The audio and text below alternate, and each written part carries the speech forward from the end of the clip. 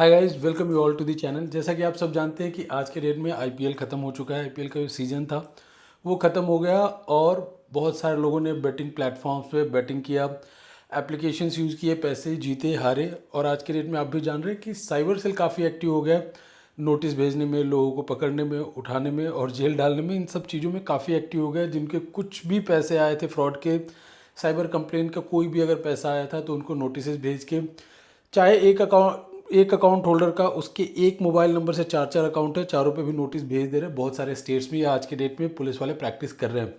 तो बेसिकली हुआ ये कि आईपीएल ख़त्म होने के बाद इनके पास अब पूरा टाइम होगा कि चलो अब अपने काम पे लगते हैं। और बहुत सारे लोग, आप में से बहुत सारे लोगों ने यूज़ किया हो कि हाँ भाई ठीक है, हमने ये प्लेटफॉर्म यूज़ किया। बट आपने कहीं ना कहीं देखा होगा कि वो जो भी प्लेटफॉर्म्स यूज़ हो रहे थे मोस्टली ऑफशोर के यूज़ हो रहे थे, बाहर के कंट्रीज़ के यूज़ हो रहे थे। तो ऑफशोर प्लेटफॉर्म इसके लिए यूज़ कर रहे हैं लोग क्योंकि आज के डेट में इंडिया में ये सब चीज़ें बैन है। जो भी जुआ, सट्टा, गैम्बलिंग, बेटिंग, ये सब कुछ बैन कर दिया जब गेमिंग एक्ट आया। तो इसकी वजह से बहुत सारे लोग आज के डेट में प्रॉब्लम भी फेस कर रहे हैं। तो सबसे पहले समझते हैं कि ऑफशोर होता क्या है। तो ऑफशोर देखिए, 70s के दशक में मोस्टली ये स्टार्ट हुआ इंडिया में कि जो सेलिब्रिटीज़ थे, पॉलिटिशियंस थे, बड़े लोग थे, उन्होंने अपना पैसा दूसरे कंट्रीज़ के बैंक अकाउंट्स में डिपॉजिट करना शुरू कर दिया, उधर पार्क करना शुरू कर दिया। जैसे आपने बहुत बार सुना होगा, जब पॉलिटिशियंस एक दूसरे पे एलिगेशन लगाते हैं तो बोलते हैं जी सो एंड सो पर्सन का स्विस बैंक में इतना पैसा रखा हुआ है। तो बेसिकली कॉन्सेप्ट ये था कि आप इधर का पैसा दूसरे कंट्री में रखोगे, उधर टैक्सेस पे करोगे, इधर कोई लाइबिलिटी नहीं रहेगी, कोई अमाउंट इधर आपका नहीं रहेगा। इंडिया का पैसा बाहर चला गया, टैक्स अदर कंट्रीज़ में, इधर से इलीगल वे से आपने दूसरे कंट्रीज़ में पहुंचा दिया। सेम गेमिंग कंपनीज़ के साथ आज के डेट में ये है, गेमिंग लोग इलीगल तरीके से करा रहे हैं इंडिया में। और हुआ ये कि जैसे ही गवर्नमेंट ने लॉ लाया, लोगों ने बंद कर दिया, बहुत सारे कंपनीज बंद हो गए, जैसे WinZO, dream eleven, rummy circle, ये सारे जो भी कंपनीज थे रातों रात बैन हो गए। इनका जो भी एक्टिविटी था, चाहे स्किल के नाम पे हो, बैन हो गया। तो हुआ ये कि जो लोग गेम खेल रहे थे उनको कुछ ना कुछ प्लेटफॉर्म तो चाहिए, और जो लोग इस एक्टिविटीज़ में इन्वॉल्व थे उनको कहीं ना कहीं ये बहुत बड़ा मार्केट भी दिख रहा था कि भाई ये मार्केट हम कैप्चर करके रख सकते हैं। तो उन्होंने बाहर और दूसरे कंट्रीज़ में स्टार्ट किया और उधर से ऑपरेट कर रहे हैं इंडिया में। इंडिया में उनके एजेंट्स बैठे होते हैं जो उन्हें ऑपरेट करने में हेल्प करते हैं, चाहे वो अकाउंट लेने से हो, बिकॉज आपको अकाउंट तो चाहिए रहेगा, किस इंडियन करेंसी का पेमेंट है तो किस अकाउंट में लोगे। तो वो सारी चीज़ें भी प्रोवाइड करते हैं। बेचारे गरीब लोगों से भी अकाउंट ले लिया, कुछ लोग नीड के चक्कर में, कुछ लोग ग्रीड के चक्कर में, कुछ लोग जाने अनजाने में, कुछ लोग धोखाधड़ी का शिकार हो जाते हैं। उनको जॉब का लालच देके कि आपके लिए हमको अकाउंट खुलवाना पड़ेगा, अपने डिटेल्स दे दो। तो ऐसी चीज़ें करके अकाउंट प्रोवाइड किया जाता है, जो कि बेसिकली म्यूल की कैटेगरी में आता है, म्यूल अकाउंट की कैटेगरी में आता है। और होता ये है कि कंप्लेन उस पर रेज हुआ तो जो अकाउंट होल्डर है, भले वो कितना भी गरीब होने दो, किसी तरीके से भी उसने अगर अकाउंट दिया है तो जेल वो जा रहा है, एफआईआर उसके अगेंस्ट रजिस्टर हो रहे हैं, प्रॉब्लम उसको फेस करना पड़ रहा है। तो बेसिकली जब से ये ऑफशोर का चीज़ें स्टार्ट हुआ, इसमें प्रॉब्लम इंडियन लोगों के साथ ये ज़्यादा हुई कि भाई खेलने वाले खेल ही रहे हैं, पैसे बाहर जा रहे हैं। और जितने भी ऑफशोर ऐप्स हैं इंडिया में, रिसेंटली गवर्नमेंट ने 8000 प्लस वेबसाइट्स बैन करे, और जो एप्लीकेशन थे मोर देन 88 एप्लीकेशंस बैन करे। बट फिर भी इन्होंने क्या किया कि अपना डोमेन शिफ्ट कर दिया। फिर से वही चीज़ें स्टार्ट है कि भाई आप उनको कैसे भी रोक नहीं सकते, बिकॉज दूसरे कंट्रीज़ में वो ऑलरेडी प्ले कर रहे हैं और उधर से लोगों को खिला रहे हैं इंडिया में गेम्स।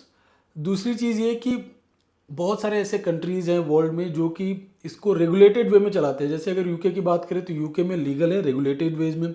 यूएसए की बात करें तो यूएसए को स्टेट्स के पास पावर दे दिया, तो बहुत सारे स्टेट्स हैं जो अपने तरीके से रेगुलेटेड वे में बोलते हैं जी लीगल है। बहुत सारे ऐसे यूएसए में स्टेट्स हैं जो बोलते हैं कि ये टोटली इलीगल है, आप ऑपरेट नहीं कर सकते हो।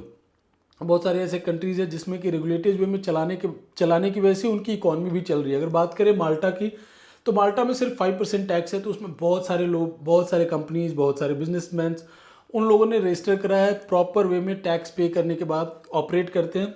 और उधर से ऐसा नहीं है कि सिर्फ इंडिया में लोग गेम खेलते हैं या लोग इसके एडिक्टेड है रियल मनी गेम्स के। बहुत सारे कंट्रीज़ में वर्ल्ड वाइड लोग खेल रहे हैं आज के डेट में। जैसा कि रिसेंटली सुप्रीम कोर्ट ने बोला कि मोबाइल आज के डेट में जुए का जगह बन गया है, इससे हमारा यूथ खराब हो रहा है, बर्बाद हो रहा है। आपने कमेंट सुना होगा सुप्रीम कोर्ट का। तो और इंडिया में कुछ लोगों ने तो ऐसा कि चलो श्रीलंका में, दुबई में बैठ के ऑपरेट करें, क्योंकि टैक्स से उधर कम है, रेगुलेटेड वे में परमिशन है, इंडिया में इजीली एक्सेस हो जा रहा है, account numbers, bank account details, ये सारी चीज़ें अवेलेबल हो जा रही हैं, तो लोग ऑपरेट कर रहे हैं। तो जब गेमिंग एक्ट आया तो इसमें सेक्शन 5 बना दिया। सेक्शन 5 ने बोला कि जो प्रमोट करेगा, जो गेम बनाएगा और जो बैंकिंग चीज़ें अब अवेलेबल कराएगा, चाहे वो आपको अकाउंट से रिलेटेड हो या फिर एपीआई लोग प्रोवाइड करते हैं, ये सारी चीज़ें भी टोटली इलीगल है। और उसके लिए सेक्शन 8 बना दिया। सेक्शन 8 में दे दिया पावर कि भाई आप विजिलेंस करो, ऐसे लोगों को, ऐसे कंपनीज़ को आप तुरंत एक्शन लो इनके अगेंस्ट। तो ये सारा चीज़ आया गेमिंग एक्ट के बाद। जनरली इंडिया में प्रॉब्लम ये है कि लोग खेल तो रहे हैं, पेमेंट गेटवेज भी लोग प्रोवाइड करा रहे हैं, बैंकिंग सेक्टर से भी लोगों को हेल्प मिल रहा है, उनसे बेसिकली चीज़ें हो रही कि भाई जिसके अकाउंट पे भी ये कंप्लेंट्स आ रहे हैं, जो भी अकाउंट होल्डर ये चीज़ें प्रोवाइड कर रहा है, उनको एक तो प्रॉब्लम ये हो रही है कि सीधे जेल फेस करना पड़े।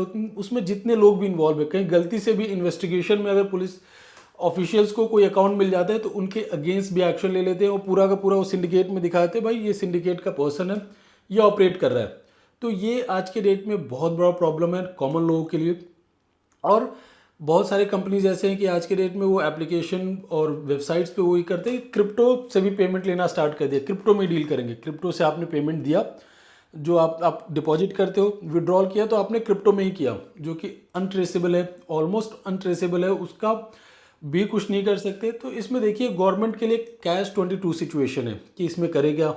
गवर्नमेंट ने ये एक्सक्यूज़ दिया था कि भाई इसके वजह से यूथ खराब हो रहा है, इसके वजह से टेरर फंडिंग में पैसे यूज़ हो रहे हैं।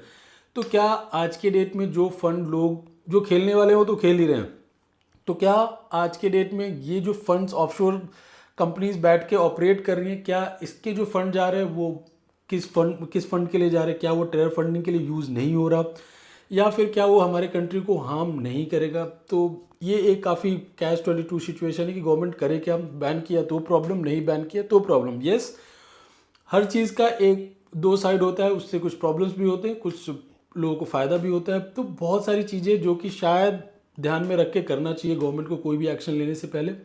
आपका इस पर क्या ओपिनियन है, क्या करना चाहिए गवर्नमेंट को, आप कमेंट सेक्शन में बता सकते हैं, अपने ओपिनियन शेयर कर सकते हैं कि क्या होना चाहिए था इसमें, कैसे क्या करना चाहिए था गवर्नमेंट को, किस तरीके से इसे रेगुलेट करना चाहिए था या नहीं करना चाहिए था। बिकॉज आपका ओपिनियन मैटर करता है, और जितना ज़्यादा से ज़्यादा आप लोग शेयर करेंगे इस वीडियो को, उतना ज़्यादा आई बिलीव कि गवर्नमेंट तक कहीं ना कहीं ये चीज़ें पहुँचेंगी, बात पहुँचेगी। क्योंकि आप लोग, बहुत सारे लोग इसके पहले अकाउंट फ्रीजिंग से रिलेटेड प्रॉब्लम फेस कर रहे थे, लोगों ने कमेंट किया, लोगों ने इस पर आवाज़ उठाई, तो गवर्नमेंट ने वो चीज़ें के लिए already ministry of home affairs ने एक एसओपी लाया कि भाई आप फ्रीज नहीं कर सकते हो, जिसके वजह से फ्रीज नहीं कर रही एजेंसीज, वो सिर्फ और सिर्फ लीन लगा रही है। तो कहीं ना कहीं आप जो आवाज़ उठाते हैं, जो कमेंट करते हैं, जो बताते हैं गवर्नमेंट एजेंसीज को, वो कहीं ना कहीं बात गवर्नमेंट तक पहुंचती है और देर सवेर गवर्नमेंट उस पर एक्शन लेती है। तो ज़रूर बताएं कि भाई इसमें क्या होना चाहिए था, क्या नहीं होना चाहिए था, और अपना ओपिनियन जरूर शेयर करें। Thank you.